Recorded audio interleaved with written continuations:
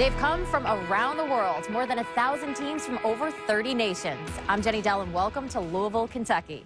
This week, the best of the best are here to compete in the biggest and most prestigious robotics competition in the world. This is the 2017 VEX Robotics World Championship.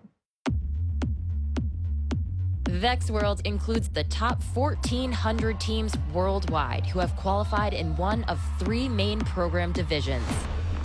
The VEX IQ Challenge, which includes an elementary school and middle school division, the VEX Robotics Competition, including a middle school and high school division, and VEX U for college teams.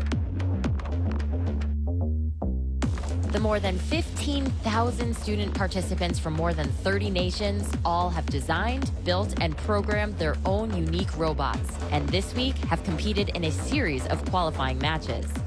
The top teams, with their alliance partners, advance to their respective division playoffs. The top alliance from each division then move on and do battle for a shot at the title of World Champion.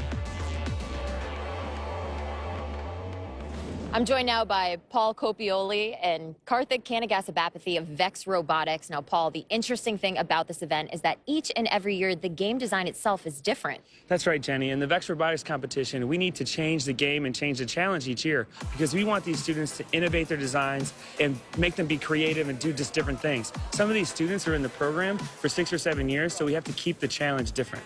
Karthik, this year's game is Starstruck. So there's stars, cubed objects, a hanging bar. Can you take us through the specifics of the game?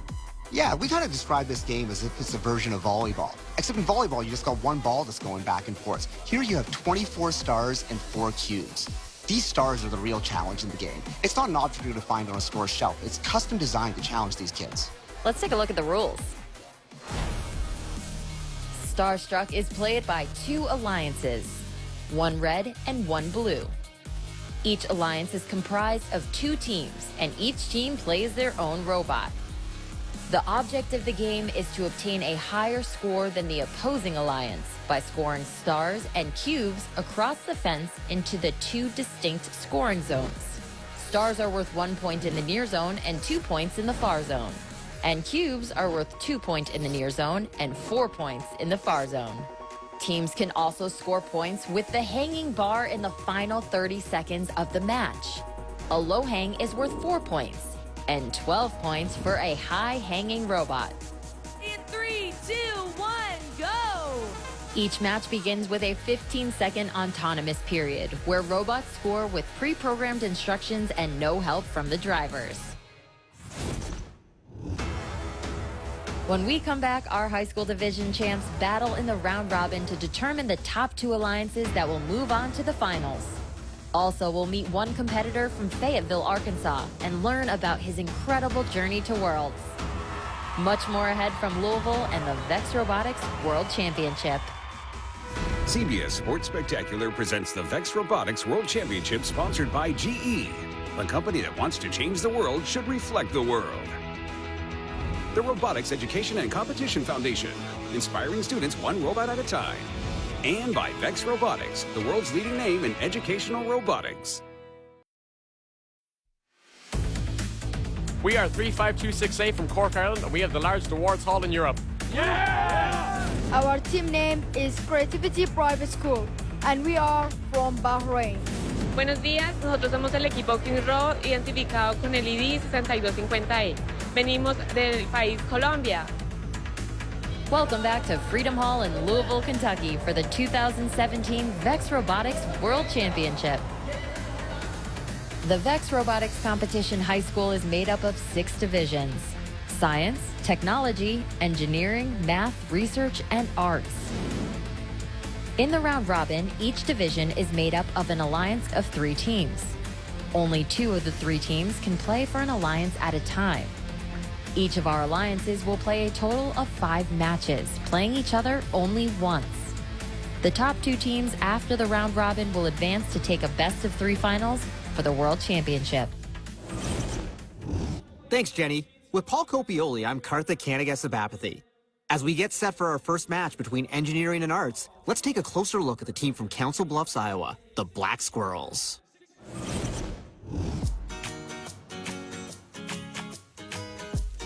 We're named the Black Squirrels because black squirrels are actually a local animal that you see within Council Bluffs, and we like to keep the names kind of representing our local area. The Black Squirrels have been sort of a dominant team in the region for the past couple of years. A lot of people know the name Black Squirrels or 5813B. It's really important to us to represent our community just so we can, set a path for the future people and kind of show, like, this is where we come from and this is what we're able to do and what we're capable of. My role started out as a programmer, just helping out with autonomous, and ended up being the driver of the robot. She's been an incredible member of this team. Her character and her demeanor is one of the things that made this possible.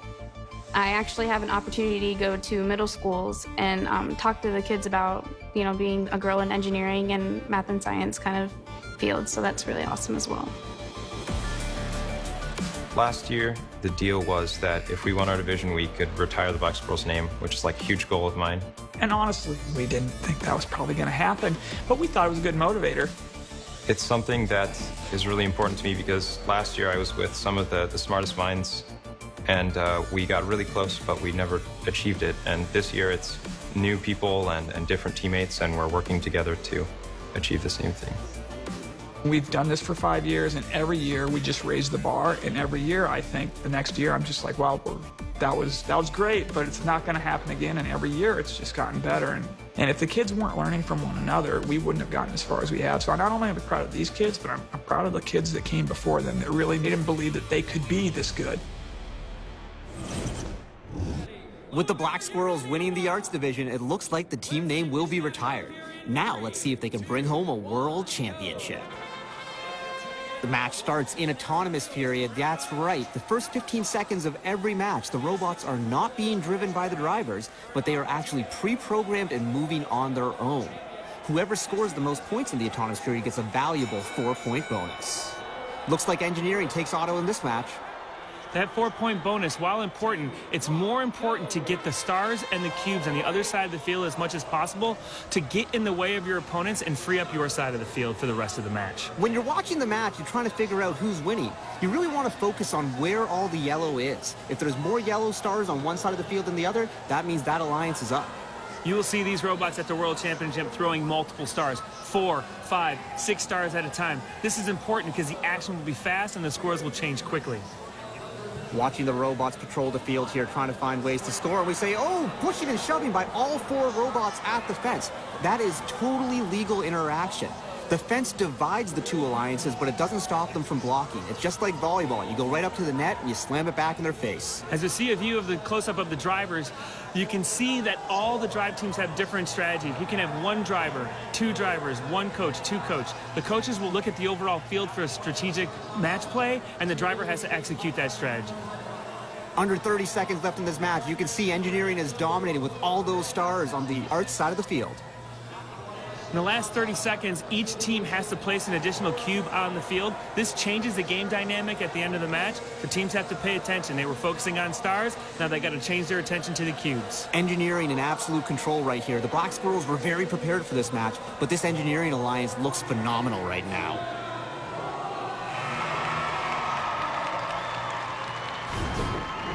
This replay, the alliance in the blue side has all their stars on the field. It's really slowing them down. You can see the active blocking and the engineering team doing a great job of stopping the scoring. And there's the score from this match. Engineering takes it 32-12. As we gear up for our next match between the Math and Science Division champs, let's meet brothers Wes and Will from Phantom Robotics. We love being outdoors, fishing, hiking, all kinds of things outside. We love doing that together. My brother and I love to fish. It really is our big escape, or kind of release from the tensions of robotics, to just go out, get on the water and go and catch some fish. We have 2 brothers on the team, Wes and Will. Will is the older of the 2. But because they are brothers, they kind of know how each other's think, and they complement each other as far as builds and ideas. That's something that very few teams can say, is that they actually have siblings on their team. Then Nathan and Zach and some other guys, we go way back. We've known each other for quite a long time. We're really just a really tight-knit group. We're basically like a family. We work incredibly well together. They're a very hardworking group of kids and self-motivated. And this year at the beginning of the year, they said, we're going to go to Worlds. And I said, okay, that's good. And, you know, nice goal. That's what we wanted to do. We really wanted to take our program to the next level. We put in an incredible amount of work to be able to get in that position to make that happen. In this next round robin match, we have the Math Alliance led by Phantom Robotics up against Science. In autonomous mode, you see some robots going for stars, others going for cubes. Absolutely essential that partners work together to try and secure the autonomous bonus. It is very important that the robots try to complement each other and coordinate, but more importantly than getting stars and cubes individually is to stay out of each other's way so that each robot can get the most amount of objects on the other side of the field. Driver control mode starts. Phantom Robotics immediately trying to dump 4 stars.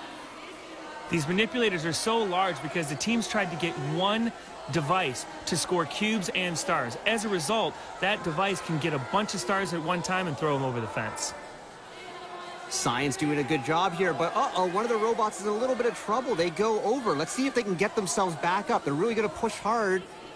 They need to get back up to survive this match, but this is bad news. They just got dunked on. Ouch, right in their face. Just a little bit of time where it's 1-on-2 changes the course of the match. The stars are all clumped on the blue side of the field. Science has a lot of work to do. The Red Alliance in Math, they have a free field. They have nothing inhibiting their motion. These stars really slow down the motion of the Blue Alliance. Science was behind there for a while, but they're making a fast comeback here with these quick dumps. The quick dumps are important at the end. You got to get the flow. You got to get the timing. Those cubes are also important, getting those on the other side of the field. Remember, Science won autonomous, so they don't have to actually win tally-up. They just have to get within 3 points. Time running out in this one. The last dump may be the one that wins it. This is too close to call. Oh, all those cubes hanging over the fence. The teams and refs are counting their points. It's very close. In the replay here, you see the points in the 1-point zone. All of those stars are only worth 1 point. It looks overwhelming, and that block at the end of the match is super important. That happens right about there. Referee's going to give us that score. It's a tie, 22-22 between these two alliances. That is really going to shake up our standings.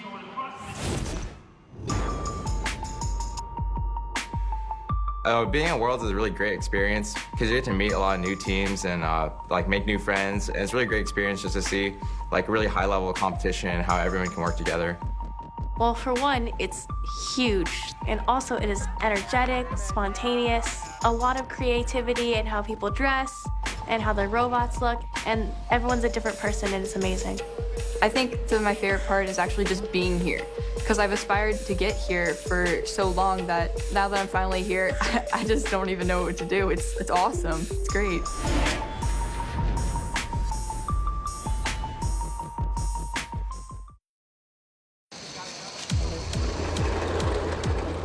We are Team 1231E Electrobots from Benton Middle School in Manassas, Virginia, and we are state champions. We're Team 1981F GMS Adam from Grant Middle School in Marion, Ohio, and we are the Ohio State champions. Hi, we are Team 6986E Lancers Robotics. We are the middle school team, and we are very excited to be here. Hi, we're 2616H from Cherry Hill, New Jersey, and we're the Harambots.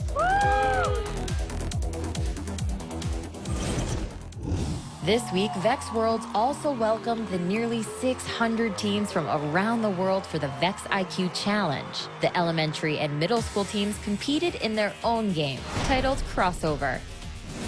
In the elementary division, it was the Chinese alliance of Team 15472A, the second experimental primary A team from Qingdao, Shandong, China, and Team 68A from Kunming, Hunan, China, taking home the championship after besting the field with a score of 99.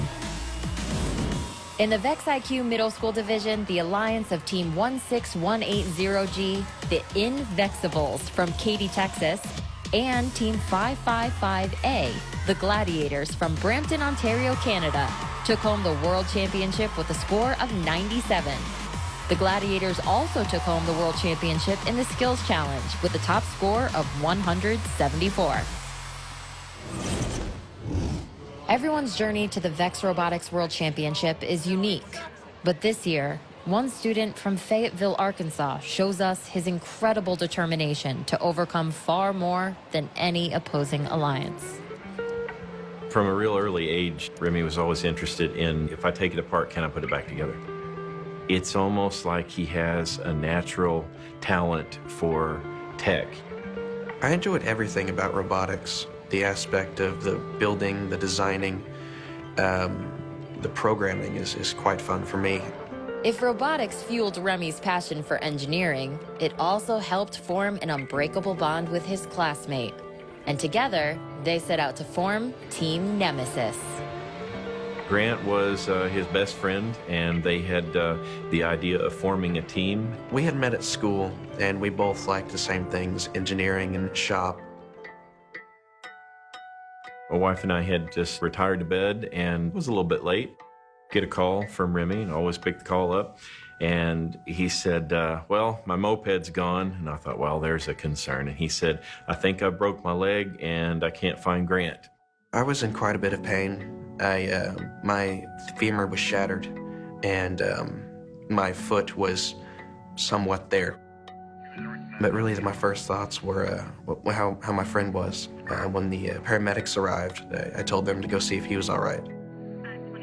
The vehicle that struck Remy's moped had blown through a stop sign. Both Remy and his best friend Grant were now in critical condition. Remy was obviously doped up with morphine and different painkillers, and he was constantly asking about his friend Grant. I was laying there, and I was told, my dad told me that he didn't make it in the accident, and he had died that night. A few minutes later, I also had to find out that I wasn't going to be able to keep my foot. Coping with the loss of his friend and the lower portion of his right leg, Remy channeled his energy back into his passion for robotics and finished the work he and Grant had started. Remy was able to focus on robotics instead of what was happening to him. He's only had his prosthetic leg since January of this year. And in that short period of time, he decided, since I'm not able to get around very much, let me see what I can do about robotics. And then it dawned on him, you know, I can honor Grant, my friend, in this way by finishing what we started together. And I knew that if I had the chance to continue on, it's what he would want. And it didn't dawn on me later that I could name the robot after him and, in a way, continue on his legacy. When I qualified for Worlds, it was one of the happiest times of my life. I never thought I would be here today. Remy's a really determined guy. I look a little bulldog. When he gets a hold of something, he won't turn it loose. And I was delighted that he had been involved in robotics before this and that he could pick it back up again and use that as his focus to move himself ahead. I'm now joined by Remy and his father, Shane. Remy, it's been an emotional journey to get here, but what has the experience been like here at Worlds? It's been very good. I've met a lot of nice people, and I had a great experience overall. I didn't do as well as I'd like, but I made it. I made it to Worlds. I'm really proud of my son, all he's been through to get here, and we've had a great time. Thank you both for sharing your story with us. Worlds is crazy. Lots of walking, but it's really fun. It's so cool to see the different countries all come together, and you may not know their language, but it's so cool to be able to interact and still be able to compete with them. Even if you can't understand them or talk to them, you can still do robotics because it's for everyone. It's ginormous. When you walk in, there's people everywhere. They literally have the red carpet rolled out for you. It's amazing. There's nothing like it.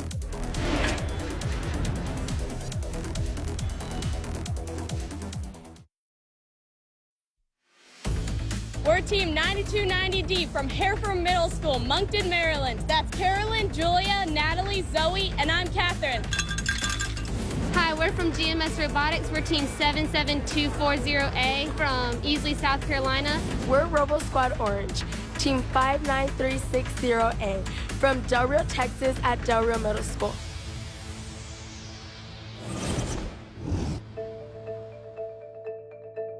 The Girl-Powered Social kicked off this week to recognize and celebrate the young women involved in VEX Robotics and emphasize the opportunities that they have to change the world.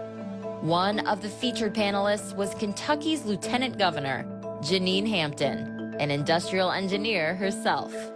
I think girls are finding the same things exciting in robotics that the boys are. There is that tech angle in some cases that excites them, the teamwork aspect of things. Unlike physical sports, robotics is a sport of the mind. Girls have different mindsets than guys a lot of the time.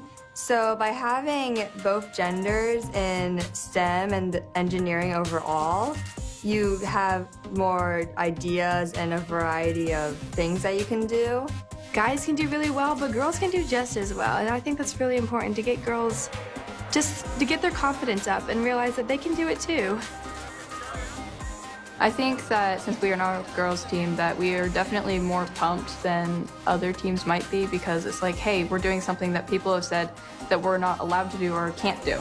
We are all equal in this STEM program. To me, it doesn't really matter at all. It's just we're all here to compete and we're all here to have fun. Thanks to the Girl-Powered Initiative, the face of robotics is changing, showcasing inspiring examples of successful women and providing the necessary support and tools at the community level. The program is driving for equal representation of boys and girls in robotics. Science, technology, engineering, and math, those are universal languages, and they don't care about your sex, they don't care about your race, they don't care about any of that. And so you can't get a more level playing field than that. And so the sooner we get girls interested in this, the better. Thanks, Jenny. It's great to see so many young women making an impact at this year's World Championship. Now, let's meet the team with Texas-sized pride from the small town of Cumbie. Cumbie is a very small town with 777 people. Very, very small. That's how most people describe it. There's a lot of agriculture, very old school, so having robotics here is really eye-opening to the community. This is the most important thing that you need to know about Cumbie to get an idea of who we are. Our mayor is also the lunch lady. Our community is very, very proud of our robotics team here at Cumbie High School. Last year named a street after them. Our entire community has really supported us. They put a billboard up with the kids and the robot on the billboard, and that was a really big deal to them. I don't think they expected us to do as well as we have. The first year we did it, we were awful. But then every year we learned more and more and more. We actually have 3 females on our team that is going to Worlds, and they have shown me that it doesn't matter whether you're a girl or you're a boy. They're just as capable as the guys. I didn't think I would like robotics because I was in sports, and I decided I didn't like sports. So I tried robotics, and at first I was like, well, I don't know if I'll be into this, especially being a girl in it. But after maybe like a month, I already fell in love with it. I loved it. I think that most people would be really surprised to know that a small school could actually be as successful as they have been for the last few years. It's very, very doable. A small school can do it with support from your community. It feels great to represent Cumbie because, of course, being from a small town, nobody really knows where or what Cumbie is, so we kind of put it on the map. You don't have to come from a rich school or have a lot of money to do great things. You can be from wherever, as long as you try your best and you can do great things. Back with some more round-robin action, math versus research, research being led by the Trojan Knights. In autonomous, Math moves really quickly, but now they're setting up some blocking. So it looks like Math may have reprogrammed their autonomous. They've got a few views of research, and they made paths that would block the Research Alliance, knowing they would score first in Auton, and that paid off for them, winning autonomous. That's right, that blocking gives the autonomous to Math and that early lead. Driver control mode starting. You may notice that the Math Alliance features Phantom Robotics, but Phantom Robotics is not in this match. Alliances consist of 3 teams, but only 2 play in any given match. On the left side of the field here, there is a stalemate with 1 robot on the research side with 5 stars in their grasp, and the Math Alliance robot is stopping them from playing, saying, look, we won Auton, we don't need these stars, you need these stars, we're going to let our partner take care of business. And while that stalemate's going on, we got a little bit of a 1 versus 1 matchup, and the Trojan Knights are just cleaning up the field, really punishing them. The Trojan Knights are really making up for the deficit after Auton. This one-on-one matchup is clearly being won by the Trojan Knights. Math is going to have to make a decision here soon. And Math made that decision. They backed off right there. It's now back to a 2-on-2 matchup where Math seems to be doing really well. Look at those stars. The only question I have, Karthik, is did Math make that decision too late? Only time will tell with 10 seconds left in the match. Things are coming down right here. Another very close match at the VEX Robotics World Championship. 5 seconds remaining. Oh, those last cubes. Who is going to get those over? And a couple of stars at the very end. Wow. Super close match. The Trojan Knights, oh, they look concerned. They might know something we don't. The stalemate highlighted in the preview, you can see it here, just locking it up. But then at the end of the match, the teams decided to take a different path, and both robots scoring stars on each side of the field. And then we see those cubes that we talked about, so valuable. And there's the score. Math wins it 21-19. Taking a look at the current leaderboard, we see that Arts is at the top of the standings, followed by Math and Engineering. More from Louisville after this.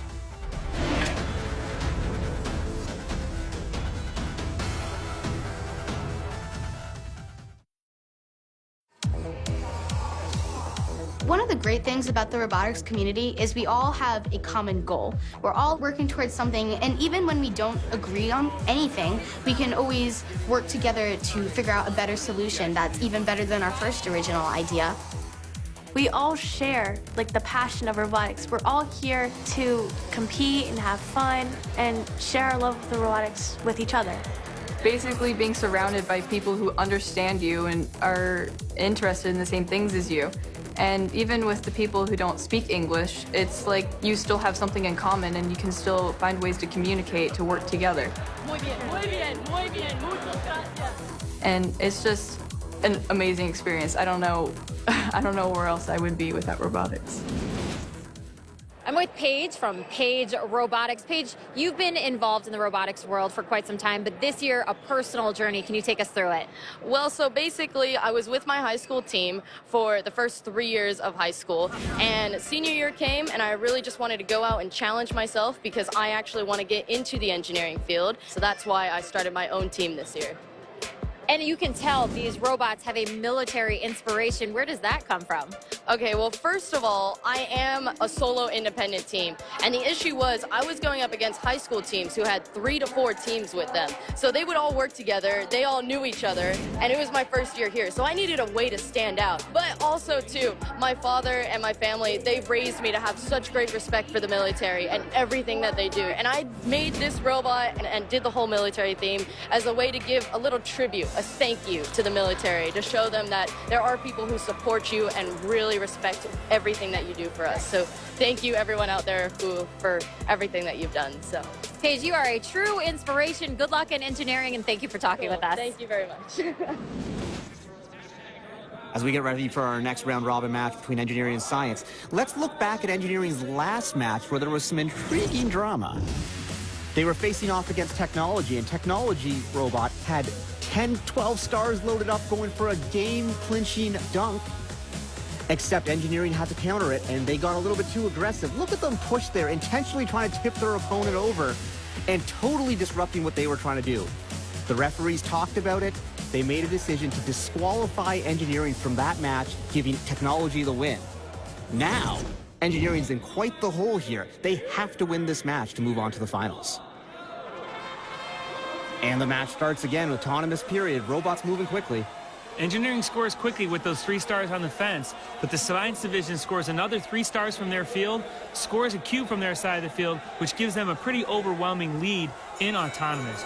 Engineering will have to dig out of this hole if they want to win this match, and this is a must-win. So in the beginning of tally-up, engineering has to work quickly. Science is getting to work on those stars, but the engineering division getting those cubes over the fence, they have cleaned out their side of the field. They have made this a quite even match. They did a great job of recovering from autonomous. Every time science makes a dump, engineering seems to have an answer. They got some great counter moves here. An intriguing strategy as they play this one out. They're putting a lot of the stars in the middle of the field right in front of the science division's fence. That slows them down because these are not only game objects, they're inhibitors to movement. So as long as engineering can keep the movement of the science division slower, they may end up winning this match.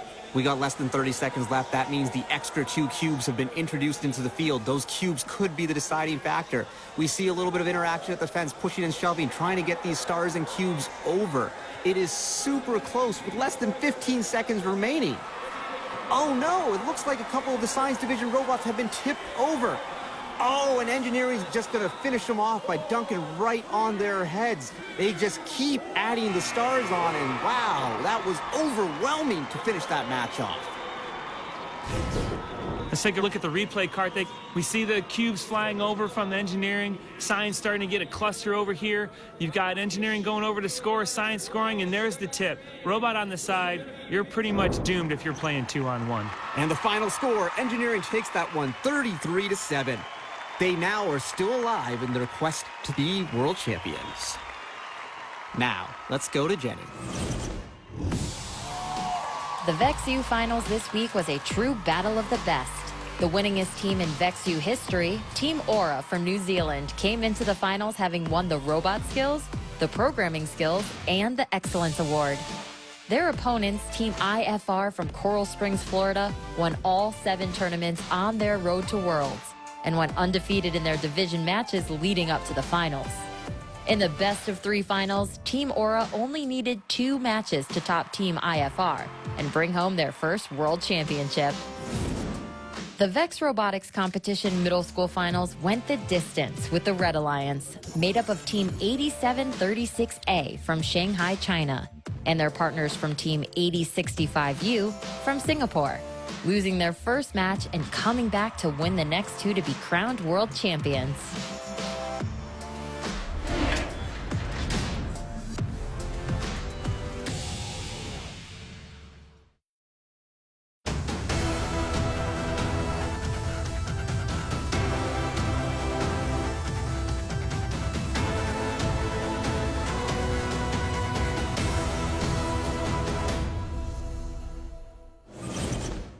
We're now joined by Bob Mimlich and Tony Norman, co-founders of VEX Robotics. Bob, this is the 10th anniversary of VEX Worlds. What has impressed you the most about the growth of this competition?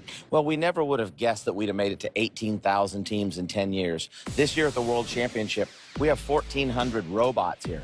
We didn't have that many at the first event. We didn't have that many students at the first event. So the growth has been phenomenal. Now we're in 40 countries around the world, reaching 1 million kids a year. It's just astounding. Tony, it's safe to say that these are life skills these competitors can use in academics and professionally moving forward. Exactly. We thought at the beginning we're going to teach math and science, but at the end of the day, it's dedication, teamwork, working together, and really those life lessons that just make you excel in life. And that's what really just makes us so proud to see the way these kids change. It's an incredible competition. Thank you, guys. Thank you very much.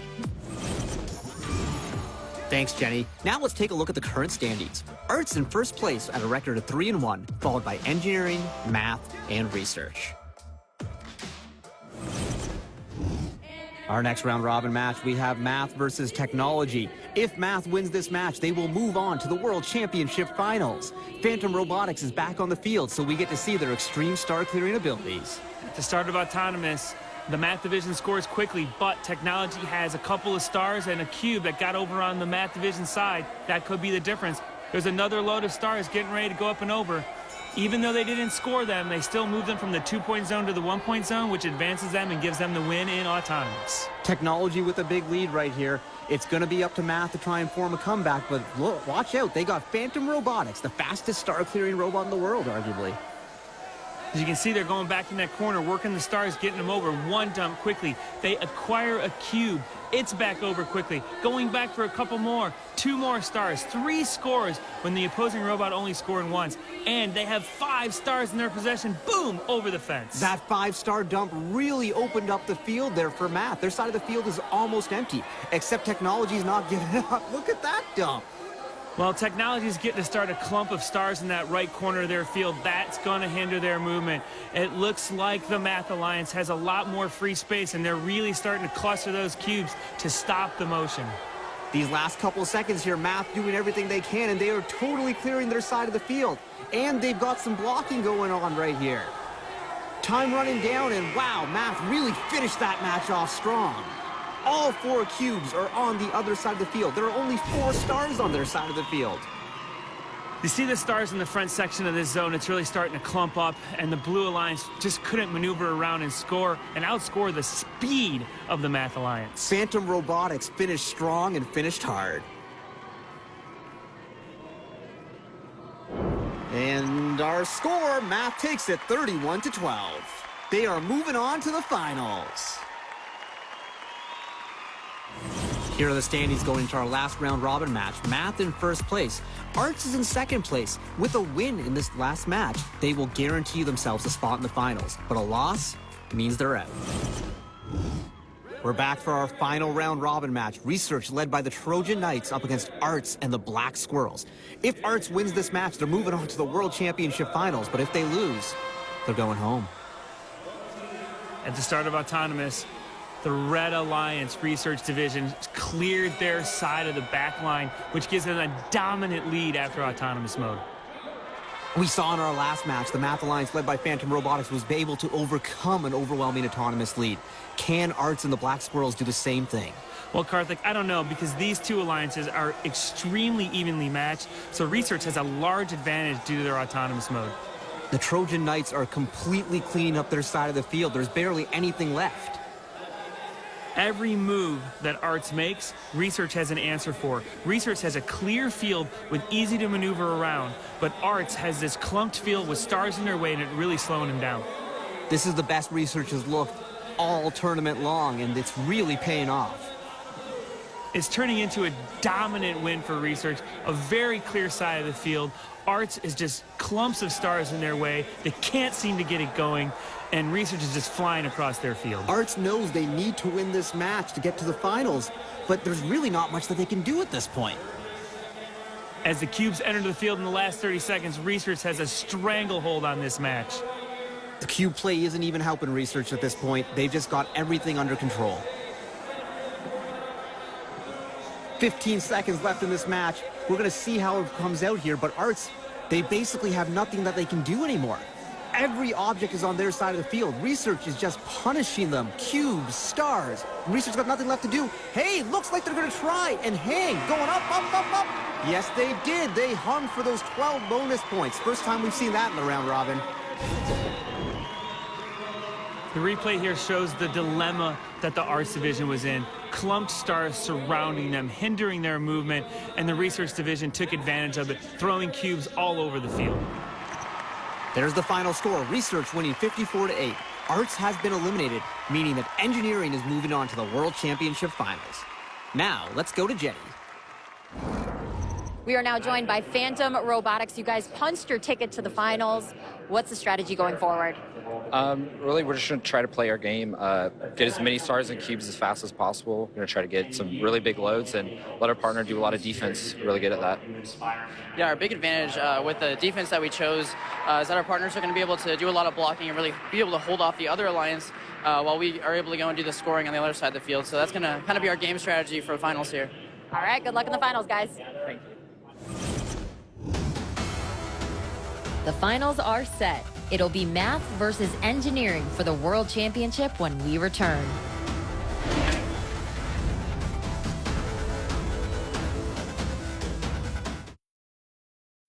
CBS Sports Spectacular presents the VEX Robotics World Championship, sponsored by the Robotics Education and Competition Foundation, inspiring students one robot at a time.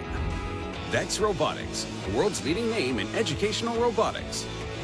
And by Hexbug, intelligent, lifelike micro-robotic creatures. One of the biggest thrills this week for the teams is the unveiling of next year's games. The VEX IQ Challenge Ringmaster! For VEX IQ participants in elementary and middle school, they will attempt to topple Ringmaster.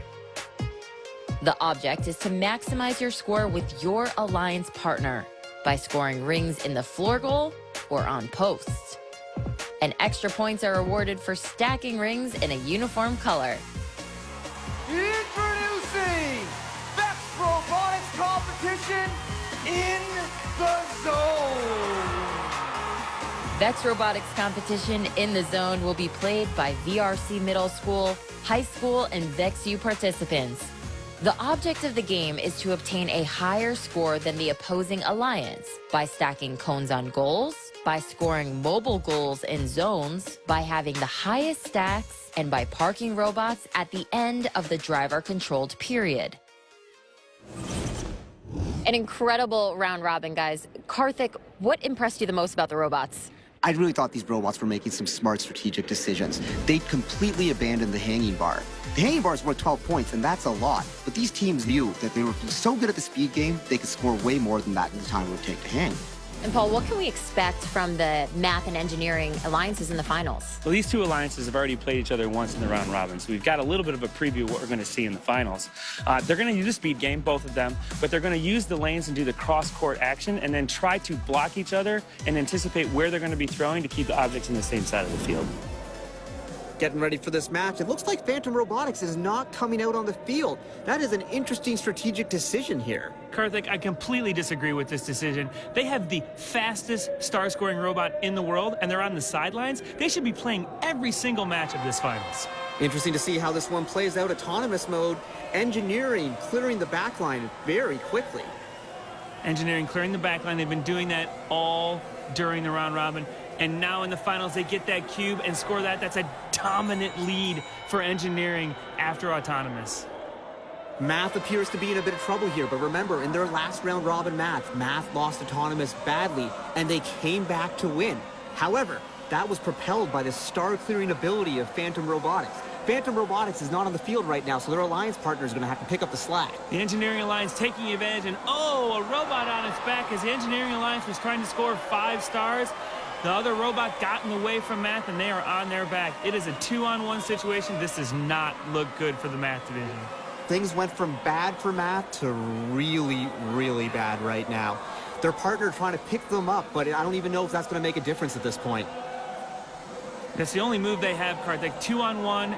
They're going to lose a 2-on-1. They need their partner's help. The problem is, while they're trying to get their partner up, they get tangled up. There's stars surrounding them, cubes all on their side of the field. You've got the engineering division standing guard at the fence. They're in big trouble. You see the unofficial score at 47-0.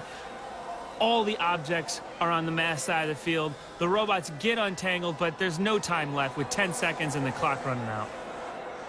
Remember, these matches are in the finals are best 2 out of 3. You have to win twice to move on and be the world champion. So, all hope is not lost for Math. In the replay, even before the robot was on its back, the Math division was in big trouble. Engineering had a complete control of the match without the fastest star-scoring robot on the field. And then after the robot was on its back for Math, Engineering just cleaned up and dominated. Engineering is going to be leading 1-0 going into the next match of the finals, meaning it's do or die time for Math. Let's go to Jenny. I'm now joined by Will and Wesley with Phantom Robotics. Will, as Alliance captains, you elected to sit out the first round. What went behind that decision? So all through the finals matches in our division and even up into the round robin, we actually chose our alliance partners. They know each other very well. They practice with each other. One's from China and the other is actually from Canada, but they also speak Chinese. So communication is a huge factor in this game, and for them to be able to work together and be able to communicate very well was a big thing for us to be able to have them run together, and that's why we chose to have them go on our first match, because just the communication thing, and really that's what was very successful for us. That strategy was not at all successful for them in finals match 1. When you're the fastest star-scoring robot on the field, you need to be on that field every match. Lucky for them, finals match 2, they're back on the field. Phantom Robotics, let's see what they can do. All the pressure right here is on the Math Alliance to win and force a deciding third match.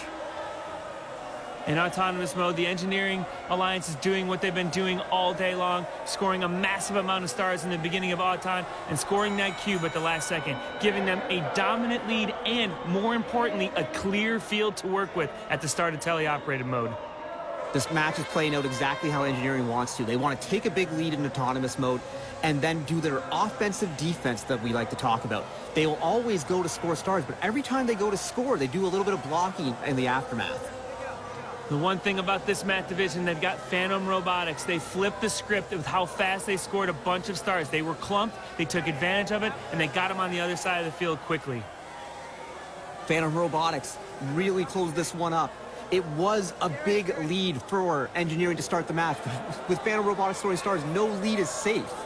It's very even right now, back and forth. Both alliances have a clump of stars in their front, but they have robots that can handle those stars and throw over 6 stars at a time. Watch Phantom Robotics. They just patrol the field like a free safety. Anything that comes their way, they dump it right back.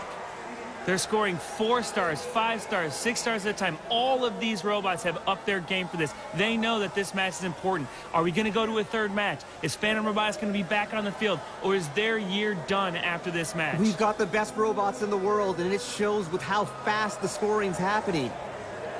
Math is now starting a blocking strategy, trying to block those things. They can't get them blocked at the fence. The Engineering division scores those 3 stars, but now they've got a cube that's back over, stars that are back over. With under 30 seconds left, we've got cubes entering the field. There's 4 cubes now, so you can't just concentrate on stars. And it looks like all of those cubes, 3 of those cubes, and now 4 cubes on the red side of the field. That is trouble for the Red Alliance. Math division needs to take care of those cubes, or they are going home in 2. They are focusing on the stars, but they've got to get those cubes moved over to the other side. Engineering playing this cube strategy at the end of the match. Whoa! That ends it, and that's right. 4 cubes on one side of the field. That is good news for Engineering and not so good for Math. But Math, Karthik, has a bunch of stars in the far zone. 2 of those stars make up for 1 of those cubes, so we'll see what happens. You can see the star scoring going on there, the big clumps that were being picked up, and then the move to get the cubes over. Unlike in other matches, each alliance was handling those clumps of stars beautifully. In the replay, they were just taking care of business, but it's the cubes that made the difference. And there it is. Engineering wins 28-18. The cubes were the difference, and Engineering is our new 2017 VEX Robotics World Champions. Now, here's Jenny with our 2017 World Champions. We are here with Brian with the Resistance, a champion. You told me earlier that consistency was key. How does it feel to be a world champion? I mean, it really feels more surreal than anything. I mean, like, this is a first-year team, so I never imagined when I got here that I'd, like, end up all the way at the top. Congratulations on a world championship. Congratulations to the Engineering Division, our 2017 VEX Robotics World Champions. For all of us here in Louisville, thanks for watching.